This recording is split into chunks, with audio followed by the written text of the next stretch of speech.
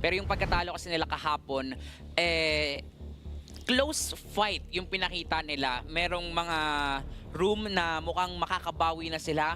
Sadyang naramdaman din natin yung sobrang gigil, kaya medyo naging chaotic talaga yung laro nila. But now na they will pick Broken Walls, kailangan nating makita dito yung chaotic but at the same time calculated playstyle ng Marshall Mayhem. And not just that, even yung mga last picks, magiging huge factor to para dito sa dalawang teams natin, because knowing Cinderella, naglalabas siya ng mga Odette, knowing Atams, naglalabas siya ng mga Argus Gold Lane. Kahapon nakita rin tayo ng Tamus Gold, which is hindi man naging effective, pero yun nga, malaking factor yun para sa dalawang teams natin, because these two teams have the experience, sadyang magkakaroon lang ng gulangan at pagalingan when it comes to execution. They have to be careful when it comes to the unpredictability that each of the teams can bring in the drafting phase.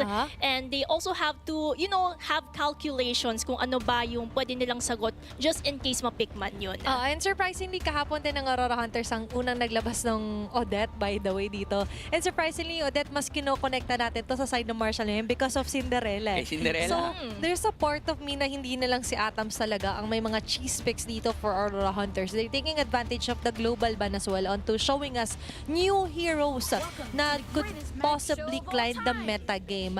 But the Harley is still a must ban para dito sa Marshall Mayhem because Aurora Hunters was actually successful onto using this with Denjiro. And let's see na lang kasi since we have a different trajectory sa banning, which are Fanny, Harley, Zushing, maybe I can see that a lot of heroes can actually be open kasi nandyan pa naman yung Freya, Sora, Valentina na somehow nakakatakot kapag sila yung makakapick. Pero it seems like Aurora Hunters, sabi nila, X na natin agad yung Freya. Matik na yan. Tinanggal, no? Pagka red side ka, matik tatanggalin mo yung Zushin as well as the Freya. But for Marshall Mayhem, nagiging target dito itong si Gab Ginto, si Kuya Denjiro. Diba? Naging champion na to eh. Diba? Sa ating liga way back ng season 3. And alam din kasi talaga ni Denjiro on what role to choose o kung paano magtrabaho, depende sa kailangan ng team niya, mapa-utility man o mapa-assassin. Pero aside from that, si Atams din talaga na sobrang consistent when it comes to using marksman or damage dealer heroes. That is why a huge target ban para sa kanya is also a good ban mula dito sa Marshall Mayhem. And for Aurora Hunters, on the other hand, ang pwede lang pagtuunan din ng pansin dito, yung nag-improve na tapang na meron itong si Clarence. Kasi mas agresibo si Clarence ngayon na tila ba hindi siya takot lumaban kapag kailangan lumaban. Actually, nakita natin na ginawa ni Clarence yan, di ba? Sa Onika Pricing, yung di niya tinantanan si Aizawa, yung Hilda niya na sobrang laya and to the point nga na na-push nila yung game na maging favorable sa kanila despite them lacking behind the gold, lacking behind the objective. But with that, prioritize din dito na maban out ng Sora kasi this is one of the successful heroes din na napagana ng Marshall Mayhem. But actually din, gusto ko na nabanggit mo si Atams. Si Atams actually, bumabalik din yung form niya yesterday na nagtatamos gold.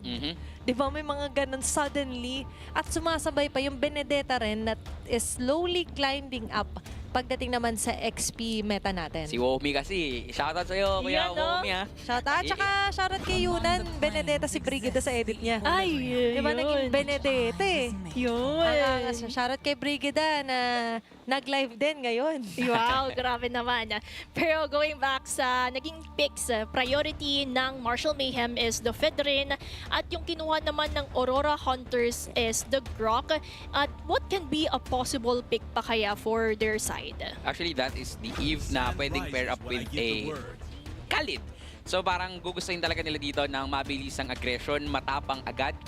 But definitely for Marshall Mayhem, they can utilize the Claude at the same time, the Kalea pick na ginamit nga dito ni Clarence na mas magiging magandang combo with a Fredrin. And not just that, even the Arlot would be a good option dito for Lestoink, knowing na etong si Lestoink, iba rin talaga magpakitang gilas. He is actually the community favorite ng week 1 natin. Which is, kitang-kita naman natin kasi ang ganda nung ginawa niya, yung playstyle niya. how he performed last week. Kailangan lang ding matuloy ngayon. Uy. And this is somewhat new. Magpapakita talaga si Clarence dito ng improved identity. Utility din ang gamit niya. Okay, ang ganda na nakikita natin ulit na magkakaroon ng change here. Pero in terms of hero naman, it's going to be a support roam here, or utility roam rather, para sa Martial Mayhem. And kind of expecting na tayo doon sa Arlot, but to pair it up with a Matilda, parang mayayari ka kung ikaw ang Aurora Hunters if you're alone. Oo nga, parang ito yung bagong luma na sinasabi natin kasi nakikita na natin to from the previous season, this duo combination of a Federin Matilda. So that goes to show how they want to prioritize their overall rotation. They want a Federin na mas makakaikot, mas makakapag-put pressure sa lanes, and also get as much objectives as they can. Yup, kailangan din dito actually ng Aurora Hunters to answer that Arlot, kaya kumuha din sila dito ng isang Phobius. Again, a direct counter sa laning, 'di ba? Ang magiging problema lang actually is kaya ba nilang ipil at the same time kaya ba nilang i-hold itong mga miyembro ng Martial Mayhem, and yun yung kulang sa kanila. And now, ang nagiging target din actually, possible heroes for Cinderella. Open pa yung Valentina, which is pwede nating makita na gagamitin mamaya ni Cinderella kung hindi man yun mababan. Tingnan na lang natin kung ano ba yung ipaprioritize nila when it comes to the banning. For the side of Martial Mayhem, if they want to consider, they can actually limit yung, ayun, I was supposed to say, yung junglers such as Suyo, para at least wala masyadong makakatapat yung Federin kung saan magpapahirap sa kanyang buhay. They want a hero that mas lalamang yung Federin sa laning phase, mas lalamang din siya sa objective taking. For the side of Aurora Hunters, if they want to go for it, Valentina, kung gusto nila i-ban out. Para bang fino-force din nila dito ang Aurora Hunters for Denjiro to pick up a Baksha. Even the Joy. Yung Baksha kasi medyo magiging, yung Joy magiging mahirap na for Denjiro. Pero knowing Denjiro, madami pa rin namang heroes to. And ito yung sinasabi natin, that Valentina na magiging maganda for Cinderella, tinanggal na rin dito just to be a safe ban para din for Aurora Hunters. Safekeeping na muna na itago yung Valentina, especially with Cinderella on the lead here para sa Martial Mayhem. You're talking about Dangerous hero pool as well, na ito yung gusto ko naging growth ni Denjiro. Before kasi he solely focused on the assassin. Tapos nung pumasok yung utility, nag-struggle siya. He was one of the junglers na nagkaroon ng konti struggle. And then when the time came na na-master niya yung utility jungle, biglang bumalik yung assassin. Yun. Pero ngayon, he's the best of both worlds naman.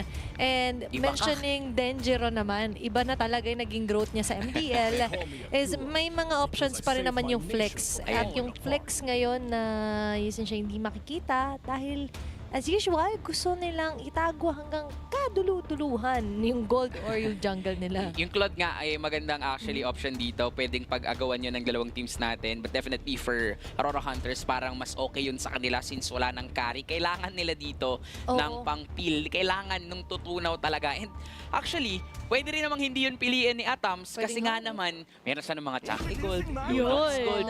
Pero Claude, dito sila. safe option para dito kay Kuya Atams. Oo, kasi may option mga rin, pero Ayan na! Ayan na! kakasabi ko lang na naalala ko si Cinderella pag Odette. Sa niya, sige po.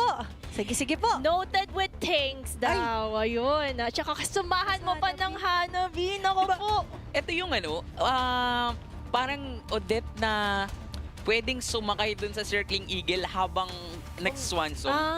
Yun. Tapos may higan bana na ilalatag. Yun. Grabe yung range and AoE later on dito ng Martial Mayhem. But babalik ulit tayo dito. How well can they fare sa early? Kasi hirap ang Odette, hirap din ang Hanabi. Dahil meron ditong mga pwedeng bumax out sa kanila. Talking about Zen and Vlad with his Phobius. And let's see kung sino nga ba ang mananaig sa winning condition nila kasi we can definitely see based on their lineup pa lang, we already know how they would layer their skills. And yung magkakaroon na lang tayo ng question is how they will actually execute it in the upcoming game kasi that would really matter a lot in terms of the damage that they will deal and at the same time getting the objectives that they can get.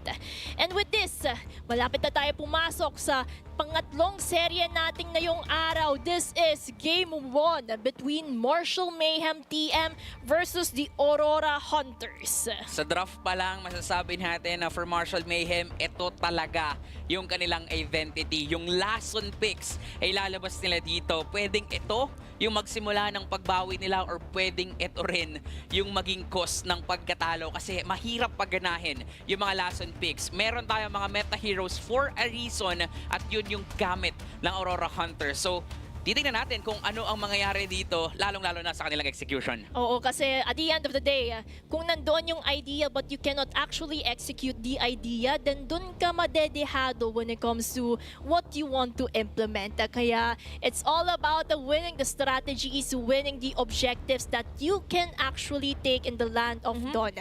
And tingnan na lang natin kasi very tricky for the side of Martial Mayhem kasi katulad nga ng sinabi natin, although they are last on picks for the side of Odetta, Hanabi, what if numason talaga at the early game? Katulad na witness natin earlier on. So it's really boiling down, it really parang weighs down kung paano nila i-implement ito. Yeah, and kung pag-implement ng naman ang pag-uusapan natin, yung implementation ng Odette. Nakita ko to dati kay MTB. Ayun. Kay Master na Basic, diba? Pero kasi, dahil Aurora Hunters, most likely ay naipasa din. Kaya nga, nag-success sila doon sa paggamit nila ng Odette. But vice versa, on the hands of the Master of Odette, na si Cinderella nga, I think the Odette is just not just dahil lang ito coach pang malakas ng Odette. Kasi considering the poke that Eve can give, kayang sumabay nung Odette doon. Kaya mo kasi maximize na lumabas yung dalawang passive mo, yung Lakeshore Ambience. After every skill, diba? May nagbabounce na parang note. And yung note na yon ang pwede maging tempo setter here para hindi siya madali ng sobra pagdating sa mid lane. Pero I'm excited to see kasi papakitaan niya rin pabalik si Escapo. Na baka nalimutan ko ako unang nag-deck dito sa MDL. At sobrang ganda actually ng recent performance ni Escapo on the mid lane. Pero ang maganda dito nga sa Martial Mayhem, again, they're sticking with their identity. Pero sa baba, nako po. Dangerous numanakaw agad ng orange buff. Kailangan tong makita ng Martial Mayhem and that is actually a huge play agad para sa Aurora Hunters. Kita naman natin na they were able to spot things on pero na-spot on din natin yung polo results natin kung saan sa mga viewers natin dyan, no? Napakadaming sumusuporta sa ating mga kupunan. So make sure keep the comments going by showing your love and support sa mga players. Tama. Going back sa ating game, we can see how Dangerous was able to maximize it just like that. Mapapa-flicker out itong si Zen para na makatakas sa tricky situation na yun. Very scary yung ganung approach na you'd need to commit the flicker then sun guard. Even technically hindi ka namatay pero a flicker has a high cooldown, diba? And you wouldn't want to risk that, especially ngayon against Martial Mayhem. At pag-usapan din natin dito yung naging approach din dito ng Martial Mayhem na nilalabanan lang apoy with apoy. Oo. Kumbaga kailangan din talaga nilang iparamdam na kaya naman nilang lumaban dito despite the fact na lamang din talaga ang Aurora Hunters because of that one single invade na ginawa nga dito ni Dengero. Parang ayaw lang magpabata dito ng Martial Mayhem kasi kailangan lamang sila sa early game eh. Kailangan makuha ng mid lane nila yung tempo dito for the early kasi masyadong matagal magpa-snowball ng isang Hanabi. They have to make it easier para kay Kiano. Dahil na-delay na nga siya ng slight doon because of the steal with Dengero. Now, the best they can do is actually capitalize na sila yung mag-set nga ng tempo sa mid. Make it safe para mas makapag-roam around dito yung jungler nila. And the safest options that they can do right now is to consider all scenarios. Kasi if they have plans for it, if they were able to think things through, at least alam din nila kung paano lutasan. They have a plan A, plan B, all the way to plan Z just to mitigate yung mga risk na yun. Diba? Kung alphabet, yun, plano. Siyempre, kasi yan yung kailangan nila kung kakalabanin nila yung top form right now na team, which is Aurora Hunters. Parang ano nga doon, no? Para sa Aurora Hunters on the other hand, alam din kasi nila na since, nasa top form sila, pero hindi pwedeng, kampante na sila. Diba? And with that one single invasion na ginawa nga ni Dengero, doon natin makikita na gusto nilang step ahead agad sila sa Martial Mayhem. Yep. Kasi sabihin na natin, oo, may lason talaga dito yung Martial Mayhem. And para mapigilan yung lason na yun, kailangan mo munang makalamang sa early game pa lang. That is why almost a level behind dito si Keanu in compare with Denjiro. Pero, ano pa rin to Fred rin pa rin to. So mukhang lalaban at lalaban pa rin to dun sa first turtle. Kailangan lumevel sila doon sa aggression ng hunters, di ba? You mentioned nga. And consistency. And ano naman natin ang enemy ng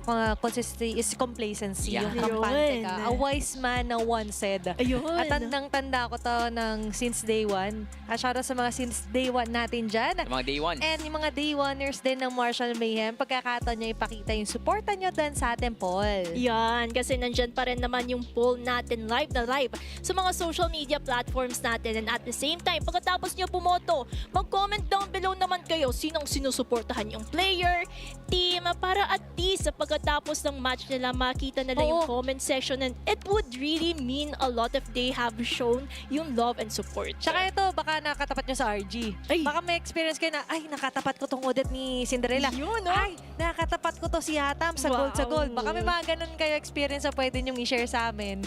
Diba? Nakakatuwa kasi, sabi mo, nakatapat ko yun, nasa MDL na siya ngayon. Wow! May mga ganong moments. Share nyo sa comment section natin. Parang nung nakaraan lang, si Asu, biglang sinabi na 3 beses daw naligo, kaya ganun kalakas. Ay, diba? grabe. Si Kuya Gab, alam ko, di yan naliligo para hindi mawala yung blessing. lakas, yung Wow. blessing bago maglaro.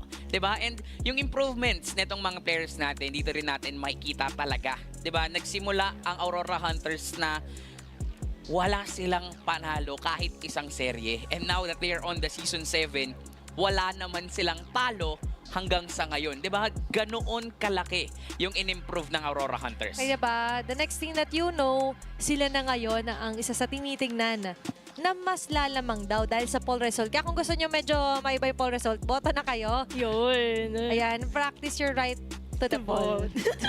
Para ba iba? To the poll. Siyaka nakaka-proud lang din kasi 'di ba, na-witness natin yung journey nila ever since season 4 for the side of Martial Mayhem, and they're actually representing yung Visayas region. Oh. So 'di ba, parang all around the Philippines malalakas maglaro yung mga Pinoy ng MLBB, and I can't wait for the side of Mindanao. Malay mo next season merong team na mga galing sa Mindanao para sumabak dito sa MDL. Kahit saan, yung nagtitinda na saging na na-feature natin sa Oo. MPL. Oo. Di ba? Yung mga players Tayo sila. kay Jape. Jape, may Hanabi Gods. Oo. May Hanabi din dito sa MDL, Jape. Yes! Dumalaw kasi sa MPL kaya ngayon nandito at makikita na rin natin ulit. Wait lang! Uy, may first blood with a double kill. Itong si Eska po with that setup initiation. Okay, balik tayo agad dito. Kakabalik lang natin, pero ayaw nila pagpahingayin dito. Ang Martial Mayhem, Phantom Steed, Barbell tinawag. Kill down onto Cinderella, Denjiro with a double kill. Double-double. Yun Yun. nangyari for Hunters. Grabe din naman kasi yung ginawang nilang panggulat. Kakabalik lang natin, meron na agad silang pangsabak. Grabe kasi yung initiation na meron nga dito ang Aurora Hunters, and also si Zen, 'di ba? Parang kayang-kaya niya kasing abutin dito yung backlines ng Martial Mayhem, and to add up din, lamang kasi talaga yung Aurora Hunters because of their early invasion, and now Denjiro is sitting at 2-0-0. Pwede nilang ulit-ulitin yung ginagawa nila kanina to be aggressive as they can. O, yumaman sila nung gusto. No? Kasi in-expand yung teritoryo. Yun. Kahit di niya nasadyang ilang jungle, dun na siya mismo nagpa-farm up. But kidding aside though, malaking factor din dito yan yung early double kill pa ni Denjiro and Eska po. And that's why hindi makapag-escape agad dito yung Martial Mayhem. Exit nila was covered up agad dito ng Hunters. And for the side of Denjiro, yan din naman kasi yung kinakapitalize niya bilang Leo Mord.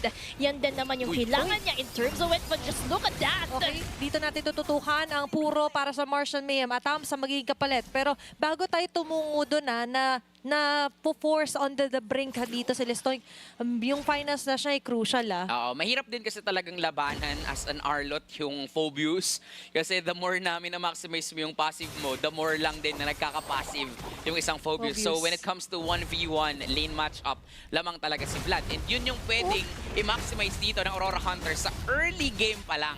Nagbago na rin kasi ngayon Ang tadhana, yung dating ultimate naging passive. Demonic Force ay napaproc para dito kasi kay Vlad. Meanwhile, for Marshall Mayhem, ang kailangan leproc talaga dito is going to be the beast here, si Dangero. Dahil ito talaga yung kailangan nilang i-capitalize na ma-shutdown, but it's too risky dahil nga 2 levels behind by the way dito si Kiano. At lipat ulit yung attention natin. Ang objective, Turtle is up for grabs. And for the Turtle, medyo nakaposisyon na agad ang Aurora Hunters. And if I can also comment what happened in the little map, parati magkasama si Clarence at Nicolette. So somehow yung shield na pinoprovide ng isang Matilda benefits Nicolette itself bilang Hanabi. But when it comes to the Turtle, hindi na magko-contest ang Marshall Mayhem because they know Aurora Hunters actually got the lead. Ito yung mahirap kapag alam mong pang late game yung damage dealers nyo. Wala kayong choice kundi tanggapin na pang late game pa, kailangan nyo magtiis, ibigay lahat ng pwedeng ibigay. Kaya nga hindi na kumokontest pa dito mga miyembro ng Marshall Mayhem and they're eyeing attempts na lang para mabigyan yung gold laner ng Aurora. Dito na lang lagi magkikisagasa ng Marshall Mayhem. Pero sa ngayon, nasasama Iwan nila si sila Kiano. Escapo with the RWM. Naiwan si Kiano. Iba-iba'y naging targeting dito. Cinderella Vlad. successfully taking down yung kashoulder niya sa mid lane. Vlad and Vlad! Ay, pinapunish Oy! na nga dito sila Nicolette and Clarence pero mabubuhay when the Wow! H is activated. Turnaround kill para sa Marshall Mayhem pero hindi pa yata tapos. Dangero! Mamadali, tinawag si Marpiel! At kahit gano'n ang mga nangyari, but still, para sa Hunters ay tila ba, sila pa rin yung nagkaroon ng upper hand. Maganda yung sinagawang pag-sidestep nila Nicolette, Clarence, and at the same time supporting one another. Clarence was able to, get that healing galing for Nicolette itself to survive that tiny moment. Oo, to keep it going at keep it going din. Wow. Atake, kailangan talaga snappy sila. Si Atam, sa naman na makikita nila. Makikita nila si Zen. But hindi yata ikakomit ang hunt dito na magkaroon ng kill. Actually, that is the very intention naman ng Marshall Mayhem to pick off etong si Atam. Sadyang kanina, iba ang naging storya. Diba? Nakita kasi natin na nakaback up agad yung mga membro ng Aurora Hunters. Kaya nagkaroon din sila ng counterplay. Pero nagawa pa rin in the end ng Marshall Mayhem yung plano nila which is to kill Atams. At hindi lang doon nagtatapos. Nakikita din natin dito na alam ng Marshall Mayhem ang winning condition nila is si Nicolette. Protect Nicolette at all costs, hayaan nating makapag-farm up itong Hanabi na to. Oo, hindi nila hinahayaan na naka-solely rely si Nicolette sa aegis niya. Kasi kaya nga nakikita natin yung benefit na may Matilda ka partnered up with the Hanabi. Plus yung try and try attitude dito ng Marshall Mayhem. But ngayon, i-attempt naman nila na kumuha talaga si Vlad na mainit sa mata. Final slash activated as well with Dawn the Strike. Circling Eagle para kay Clarence. Tatama lahat ng mga iba dito para kay Vlad. Cinderella getting the last hit with the Swan Song activated. Dangero siya na nagasa. Andyan ang paninipan ng kabayo para bukas sila pa yung masisipa sa mukha. Double kill para kay Dangero. That's 4 man down and a triple kill. Making it a maniac para kay Dangero. Grabing damage output, and I also like to commend kung paano pumasok si Dangero doon. Nakakatakot yung damage output and at the same time having that advantage point to get this turtle. Yung killing spree din na gamit niya dito is actually helpful. Lalong-lalo na sa kanya napupunta lahat ng kills that gave him actually yung mga pagbalik na buhay and at the same time movement speed para talaga mas ma-maximize pa yung kits na meron ang isang Leo Mord. To take note din, nandun yung damage coming in from Cinderella pero hindi pa enough yung damage niya para i-burst down itong Leo Mord nitong si Dangero. And alam ni Dangero na kaya niyang i-sustain lahat ng binabato sa ngayon ng Marshall Mayhem. Tsaka na-all in na din yung Marshall Mayhem eh. Diba, stationary lang si Cinderella and yun yung favorite dito ni Dangero na meron siyang aabutan doon na hindi masyado makakagalaw because they all committed their ultimates here. Even the Circling Eagle, the Wisps are rather dito yung mga guiding wind ni Clarence ay na-commit na nga. But with that, dahil na-ensure na nga yung Maniac for Dangero, mas lalo tuloy iigting yung gap. 4-level gap by the way sa junglers alone pa lang natin. At yung economic advantage ng Aurora Hunters, Drastic. 4.2k gold each. So that reflects yung itemization na meron yung Aurora Hunters. Around 1 to 2 items yung kalamangan nila in contrast sa Marshall Mayhem. So if Marshall Mayhem wants to work things out, QWERTY, ano ba yung kailangan nilang gawin para mapaikot yung laro? Again, ang winning condition nila dito is actually Nicolette, which is meron naman na siya ditong Corrosion Sight as well as the Golden Staff, tas pabuo na siya ng VHS. And not just Nicolette, dagdag pa natin itong si Cinderella. Once na makapag-build up to ng Winter Crown, doon, yun ang oras na magiging problema siya. Kaya naman kahit papano, gusto rin talagang tapusin na to ng Aurora Hunters as early and as fast as they can. Kailangan yung 6-0 ni Denjiro, kailangan ma-maximize nila, lalong-lalo na, again, katulad ng mga laban kanina, kalaban nila ang oras. Tsaka, tinitake advantage ng Hunters na hindi sila instantly nakikill ng Marshall Mayhem. And yun pa naman yung kalakasan. And with Zen escaping, it proves lang talaga that after that, sabihin natin sa Gaza, surprise for Nicolette, pag di niya na-takedown, that's it. For Hunters, na-notice din kasi nila na wala talagang hard na haharap for Marshall Mayhem. Kinokonsidera natin na utility or more the tank type ang jungler dito ng Marshall Mayhem. Pero kasi, hindi siya pwede rin na basta bumabad sa harap kasi he also needs to think about the objective game. Na kailangan di rin siya mamatay para ma-ensure yung retry magagamit ng maigi. Kumbaga yung retribution, yung kailangan nilang ingatan for the side of Marshall Mayhem. Lalo't-lalo na, meron tayong Lord. And of course, for the side of Aurora Hunters, because they know this information, they can capitalize on it by ensuring na pipick off nila parati si Kiana, whether tanky man yan or hindi, because they know may enough itemization na sila to capitalize on it. At alam din nila na may mga umalig ng Marshall Mayhem, but they're confident enough na hindi Nakita si pwedeng Keanu. basta sumabat at bumabad dyan si Keanu. This is what I'm talking about. Keanu can get a very good vantage point, pero hindi siya pwede magtagal. Pero final slash has already been committed. Lestoic, don't distrike as well. I commit. Lord, ay bibitawan. Hunters right now are being very diligent pagdating sa mga tina-target nila. Matagal-tagal na Lord Dance to makikita natin. Hinawakan ng Aurora Hunters pero mukhang lalaban sila. Okay, nag-jump in agad doon si Zen. Barbiel has already been activated. Kalahati, Para Lord. dito kay Denjiro. Lord ay tutuloy. Sarado dito sa Tatsulok. Or Retry. rather sa square. Nagtagay dito na Escapo. Keanu with the Lord still. At ito nga, yung sinasabi natin na pwede pagbawi ng Marshall Mayhem. Kaso nga lang sa isang giglapa ay maabutan pa rin sila dito. At tinusok pa nga ni Denjiro na si Lestoic. And Natas will get the last hit. That's 2 for 1. Lord, tunaw agad sa kamay ng Aurora Hunters. Natunaw agad, parang bula.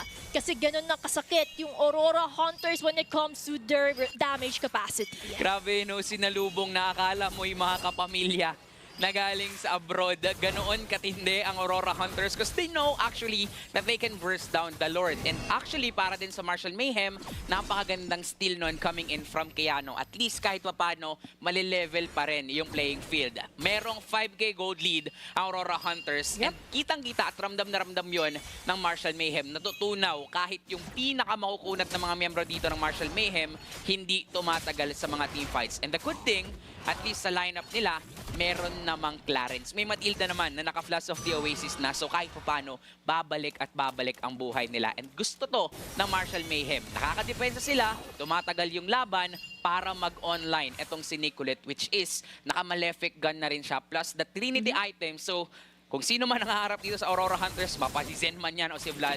unti-unti na nilang mararamdaman yung damage output na. Yung plan B kumbaga ay gumagana na. And also yung plan B nga na si Keanu pwede mag-focus sa pag-agaw ng Lord.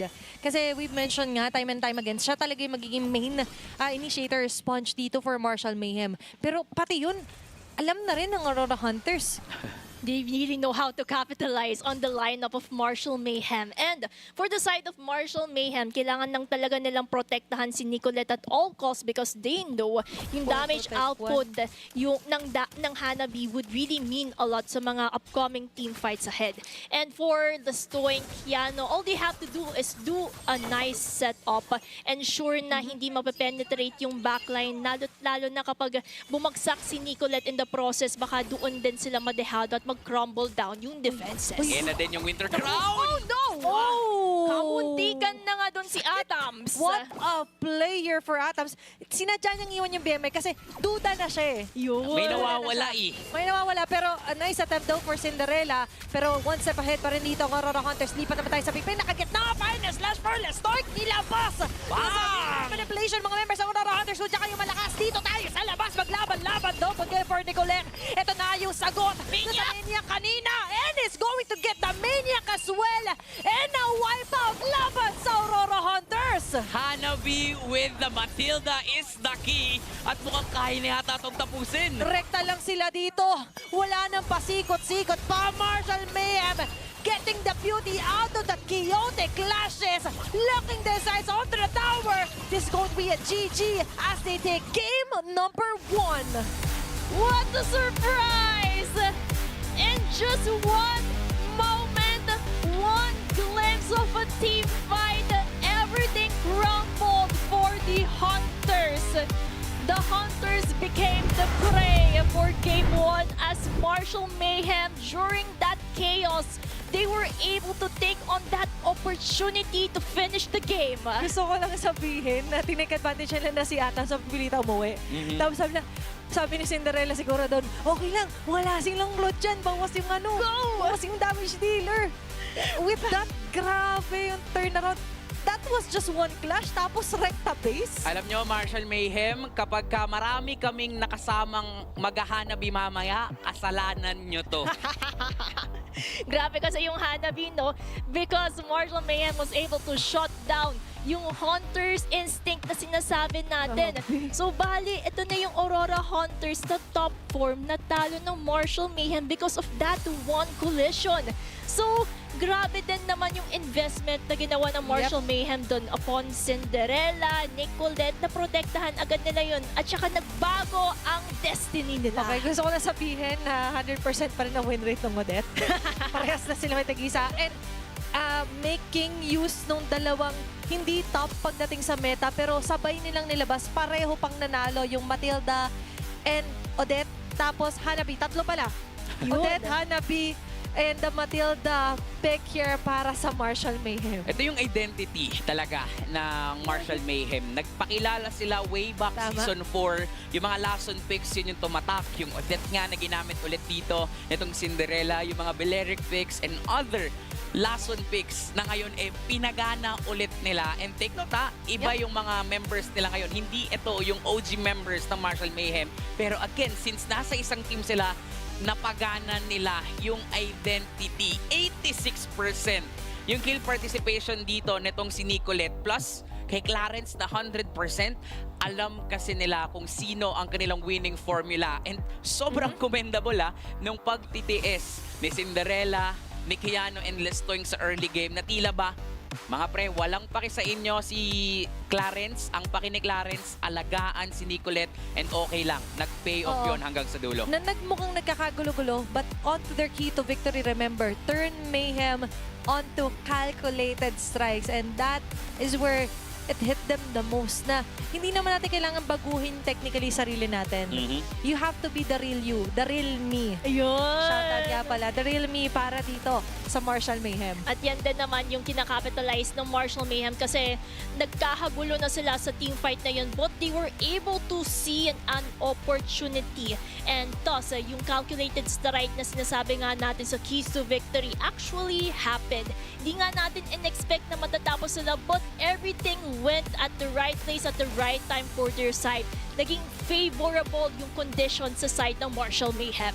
Flash of the Oasis plus Enchanted Talisman, Unleash Shields talaga para dito sa Hanabi ni Nicolette. Grabe yung alalay ni Clarence dito which is also our wingman na kung saan talagang binigyan niya ng espasyo dito para makapag-farm up yung Hanabi nitong si Nicolette. And para din dito sa kanilang lineup, alam din nila na hindi na natin kailangan pa ng mga Wind of Nature kasi kayang-kaya ibalik ni Clarence yung mga nawawalang buhay just because of that single item, yung Flash of the Oasis. Tinalo niya pa ako, no? Siya mang may apelido na Shield. Hindi pala ako.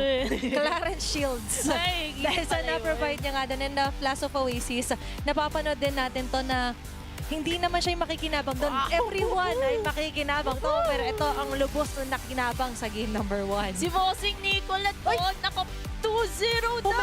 Pumipredict. Prediction ba yan for the side of Marshall Mayhem? Because kakaiba yung Hanabi niya dito. Ramdam natin yung damage output and at the same time yung picture pa na ginamit dito. Is this what we're expecting? If ganitong composition, if ganitong katindi yung playstyle nila, alam nila ano yung winning condition, pwede ngang maging 2-0 to. Kasi na-caught off guard din talaga ang Martial Mayhem sa mga early fights na pinipili dito ng Aurora Hunters, especially yung first turtle take, yung first invasion na ginawa dito ni Denjiro, at sobrang commendable actually nung maniac ni Denjiro. But then again, pinag-usapan nga natin, kalaban ng Aurora Hunters dito is not just Martial Mayhem. Even yung oras ay kalaban nila. Yung oras na makakapag-farm up si Nicolette, yun ang kalaban nila. This was the moment na, yun nga, nakamaniac itong si Denjiro. Ang problema lang dito sa lineup na meron ang Aurora Hunters, sinong papatay sa backline? Paano nyo pipitasin? Paano nyo aabutin yung Hanabi? At the same time, protect todo pa ng mga bodyguards niya. Naging protect the king. Protect Nicolette at all costs ang naging laro dito ng Martial Mayhem. At literal na walang naging sagot kahit na sobrang ganda ng early game ng Aurora Hunters. At kita naman nito in this last collision, Martial Mayhem, out of all of the chaos that happened, utilized and saw an opportunity, the silver lining.